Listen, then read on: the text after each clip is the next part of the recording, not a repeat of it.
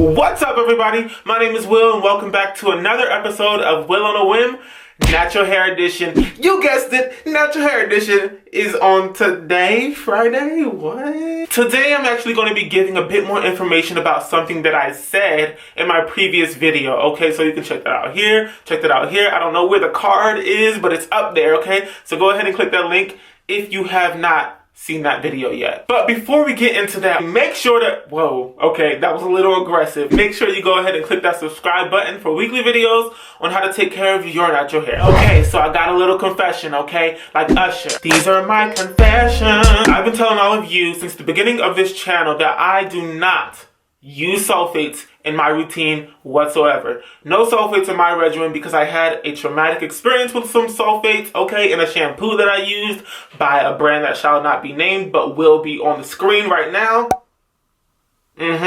You know who you are. So one day I used that shampoo and then my hair just was not the same. It did a switch up. It did a 180 on me. My hair was drier and I could not figure out how to put the moisture back into my hair, into my cuticle. My hair was extremely moisturized up until I used that shampoo. And then everything just went downhill from there. So I vowed, okay, on that day, or maybe the day after, who knows, that I would never go ever again in the shampoo department or the shampoo aisle or section or whatever you want to call it and pick up a shampoo and decide to put that on my hair again. I vowed and then I broke it. So let me tell you the story. Alright, if you've been watching, you know that I've decided to just go ahead and grow out my side. Okay, ladies, check. It's been going swell for the most part, right? But I'm starting to enter what we call the awkward phase. The awkward phase is just when things just don't look right. My shaved sides are getting to a length. Right now they're a bit, patted down, pressed down to my head because I had a scarf on. But when I finish washing my hair, my sides are a weird length to the point where it's like, I ain't trying to go out.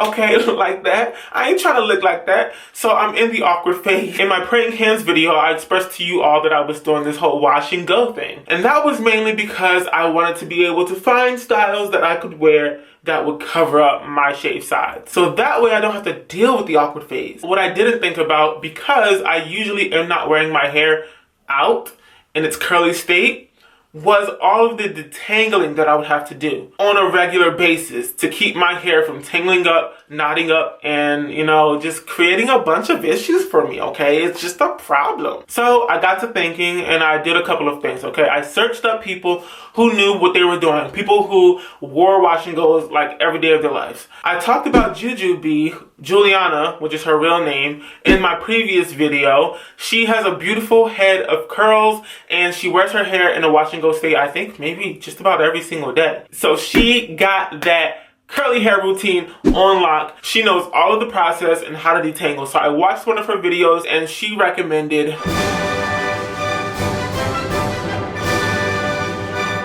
that's right, she recommended Aussie Moist. Okay, and Aussie Moist is a conditioner that's super cheap, okay? I found this in Walmart for like $4.59, okay? And I was like, listen, this gotta be a rollback, y'all. This has to be a rollback. But no, that was the actual price.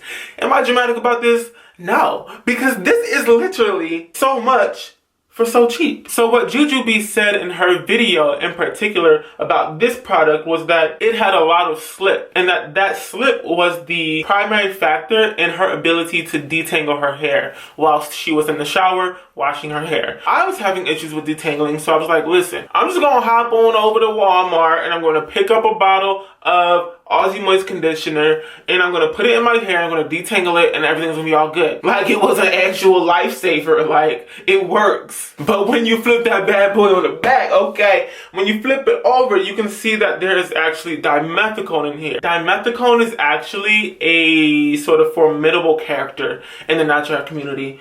Dimethicone is a silicone that builds up on your hair like, I don't want to say super quickly, but it definitely builds up on your hair and it starts to block out other products that are going to be moisturizing your hair. So over time, you'll see your hair become a bit more dull and dry, and it's just like not a good thing, you know what I mean? So in the beginning, right, Aussie Moist will help with detangling your hair, but over time, if you do not get the silicones out of your hair, it could actually end up drying your hair out, making detangling even harder. So, you know, I guess we just can't win here. The only way that you do win here is if you use sulfates. Yep, I said it, okay? Sulfates, my number one enemy out here in the natural hair game. Sulfates are really good at cleaning your hair. But because they're really good at cleaning your hair and they sort of strip all of your hair's natural oils off of your hair strands, they also are really good at drying your hair out. Silicones like to stick onto your hair. They're really good at getting caught in your cuticle and staying there. One of the only ways to get that silicone off your hair strand and get rid of that buildup is to use a sulfate. So I say all of that to say this. I am now going to have to use some sort of sulfate because I've been using this for a while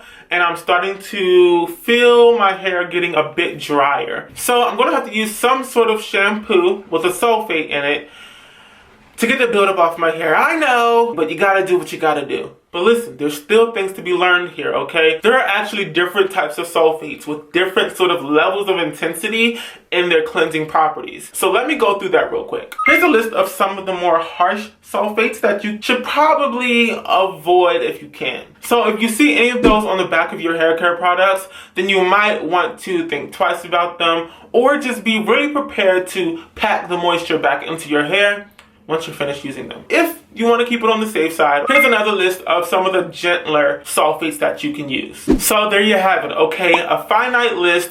There are plenty more sulfates out there. And because there are so many, you probably just want to do some quick research. Anytime you see a sulfate on the back of a product that you're about to put in your hair, figure out other people's reactions to it and then proceed from there. But I just wanted to come on and give you guys maybe a small list of sulfates that are ranging from harsh to gentle so that you guys can make informed decisions as you go forth and use shampoo in your own regimens, okay? So that's it for today's episode of Will on a Whim, Natural Hair Edition. If you liked this video, go ahead and give it a big thumbs up to let me know that you liked it and that these types of videos are the types of videos that you want to see. If you want to see more of these videos, go ahead and click that subscribe button. We got weekly videos, okay? We got weekly videos on how to take care of your natural hair. So go ahead, don't miss out. Also, be sure to follow me at WillOnAWhim on Instagram. I'll see all of you back here on next week for another episode of Will on a Whim. But until then, bye!